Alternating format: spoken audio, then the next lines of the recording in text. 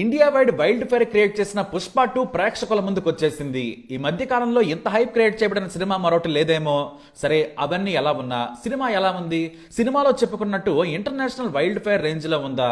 ఆ అంచనాలను సుకుమార్, అల్లు అర్జున్ కలిసి అందుకోగలిగారా? ఈ సినిమా ఆడియన్స్ ను ఏ మేరకు అలరించింది అనేది చూద్దాం. ముందుగా జస్ట్ అలా కథలోకి వెళితే, ఎర్రచందనం స్మగ్లింగ్ గ్రూప్ సిండికేట్ కు లీడర్ గా మారిన పుష్పరాజ్ అంతకు అంత ఎదిగిపోతాడు. ఆ ఎదిగిపోయిన పుష్పాన్ని ఢీ కొడుతూ ఉంటాడు షకావత్. ఫస్ట్ హాఫ్ మొత్తం వీరిద్దరి మధ్య నడుస్తుంది. అలాగే ఈ సినిమాలో ముఖ్యమంత్రి పుష్పాని అవమానిస్తాడు. దీంతో పుష్పరాజ్ ఈగో దెబ్బతింటుంది. దీంతో ఓ నిర్ణయాన్ని తీసుకుంటాడు పుష్పరాజ్. మరి పుష్ప తీసుకున్న ఆ నిర్ణయం ఏంటి? దాని కారణంగా ఎదుర్కొన్న సమస్యలేంటి? షకావత్ ను ఎలా ఎదుర్కొన్నాడు? తన జన్మ హక్కైన ఇంటి పేరుని ఎలా సాధించుకున్నాడు అనేదే పుష్ప 2 సినిమా.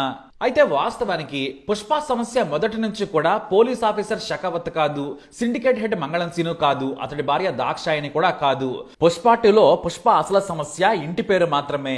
ఈ సమస్యను సుకుమార్ ఎలా డీల్ చేశాడు అన్నదే ఆసక్తికరమైన విషయం. ఈ సినిమాకి మొత్తం బన్నీనే. బన్నీ లేకపోతే ఈ సినిమా లేదు. సుకుమార్ కష్టం లేకపోతే బన్నీ లేడు.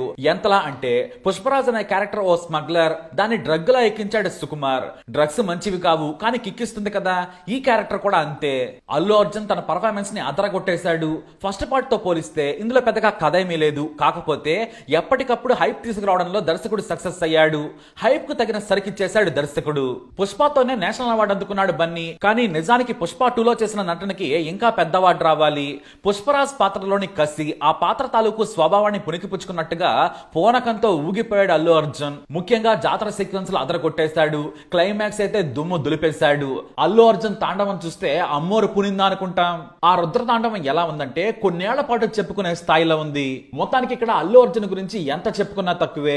ఇక జాతర సీక్వెన్స్ లో పుష్పరాజ్ కి ఇంటి పేరు అనేది ఎంత ముఖ్యమో, అది లేకపోవడం వల్ల ఎంత బాధపడుతున్నాడు అనేది ఎస్టాబ్లిష్ చేసి సెంటిమెంట్ తో చాలా బాగా చూపించాడు సుకుమార్. క్లైమాక్స్ సెంటిమెంట్ కి అయితే ఖచ్చితంగా ఏడుపు కూడా వస్తుంది. ప్రతి ఒక్క ప్రేక్షకుడు కూడా సాధించాడ్రా పుష్పగాడ అని అనుకుంటారు. ఇక ఫైట్ సీన్స్ విషయంలో అయితే డ్రాగన్ ప్రకాష్ ను కూడా మెచ్చుకోవాలి. లాజిక్స్ ను, ఆడియన్స్ ను కన్సిడర్ చేయకుండా చేతులు కాళ్లు కట్టేసినా కూడా పుష్ప చేసే మారణ హోమాన్ని మాస్ ఆడియన్స్ అద్భుతంగా ఎంజాయ్ చేస్తారు. ఆ రుద్రతాండవం మొత్తం థియేటర్లోనే చూడాలి. వాస్తవానికి ఇలాంటి సినిమాల్లో హీరోయిన్స్ కి పాటలు మినహా పెద్ద రోల్ ఏమీ ఉండదు. కానీ ఈ చిత్రంలో రష్మిక పాత్ర చాలా గొప్పగా ఉంటుంది. భర్తని ఒక్క మాటన్నా కూడా ఊరుకొని సగటు గృహిణిగా ఆమె పాత్ర స్వభావం కానీ, రష్మిక నటన కానీ ఆడియన్స్ ని విశేషంగా ఆకట్టుకుంటుంది. ఇక ఫీలింగ్స్ పాటలో రష్మిక ఓరమాస్ డాన్స్ స్టెప్స్ కి ప్రతి ఒక్కరూ ఫిదా అవుతారు. అయితే ఇక్కడ కాస్త డిసప్పాయింట్ ఏమిటంటే ఫాద్ ఫాజిల్. పుష్ప 2లో కాస్త స్క్రీన్ టైం ఎక్కువగానే లభించింది. కానీ అతని క్యాలిబర్ ను పూర్తి స్థాయిలో వినియోగించుకోలేదనిపిస్తుంది. స్విమ్మింగ్ పూల్ సీన్ లో, అలాగే వైల్డ్ ఫైర్ సీక్వెన్స్ లో అతన్ని మరీ కమెడియన్ లా చూపించడంతో తనపై ఓ క్రేజీ ఇంట్రడక్షన్ నుంచి తన రోల్ కామెడీగా మారిపోతుంది.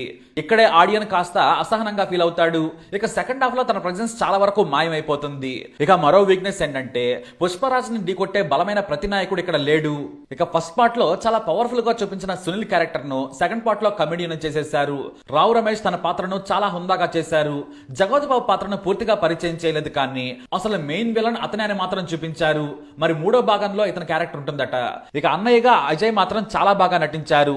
చివరిలో పండించే సెంటిమెంట్ సినిమాకే హైలైట్. తారక్ పొన్నప్ప, ఇతనిదే ఇక్కడ కీలక రోల్. పాత్ర చిన్నదే, కానీ ఇంపాక్ట్ మాత్రం గట్టిగా ఉంటుంది. ఇక శ్రీలీల స్పెషల్ సాంగ్ గురించి స్పెషల్ గా చెప్పనక్కర్లేదు. కుర్రకారుని కళ్ళు తిప్పుకొనివ్వకుండా చేసేసింది శ్రీలీల.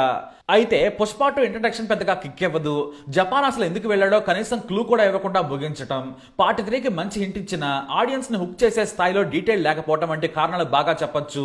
అయితే ఈ లాజికల్ పక్కన పెట్టేస్తే పుష్పరాజ్ గాడి ర్యాపేజ్ ను మాస్ ఆడియన్స్ ఓ రేంజ్ లో ఎంజాయ్ చేస్తారని మాత్రం అనుకోవచ్చు. అంటే పార్ట్ 3 అన్నమాట. ఇక అల్లు అర్జున్ లోని నటుడిని పూర్తి స్థాయిలో పరిచయం చేసిన ఘనత సుకుమార్ కి దక్కుతుంది. ఆ నట స్వరూపాన్ని ఖచ్చితంగా థియేటర్ లోనే చూడాలి. ఇక సుకుమార్ మార్క్ ఎమోషన్స్, ఎలివేషన్స్ చాలానే ఉన్నాయి. మొత్తానికి ఇది బ్రాండ్ బన్నీ సినిమా. కథా లోపాలు, కథన లోపాలు కాస్త పట్టించుకోకపోతే పక్కా కమర్షియల్ మూవీ. మీకు ఫుల్ సాటిస్ఫాక్షన్ ఇస్తుంది. జస్ట్ అలా చూస్తూ ఉండిపోవాలంతే. మరి పుష్ప అంటే ఫ్లవర్ కాదు కదా, అసలు ఇప్పుడు ఇంటర్నేషనల్ వైల్డ్ ఫైర్. మరి ఓవరాల్ గా చూసుకుంటే ఇది సుకుమార్ సినిమా అంటే కాదు. సుకుమార్ ఇక్కడ సేఫ్ గేమ్ ఆడాడని చెప్పొచ్చు.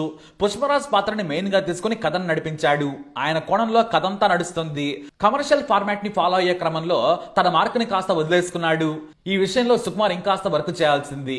ఏదేమైనా కానీ పుష్పరాజ్ పాత్రని ఎలివేట్ చేసే విషయంలో బన్నీ ప్రభావం బాగా కనిపిస్తుంది. ఓవరాల్ గా మాస్ కి, ఫ్యాన్స్ కి నచ్చే ట్రీట్ ఇచ్చాడు సుకుమార్.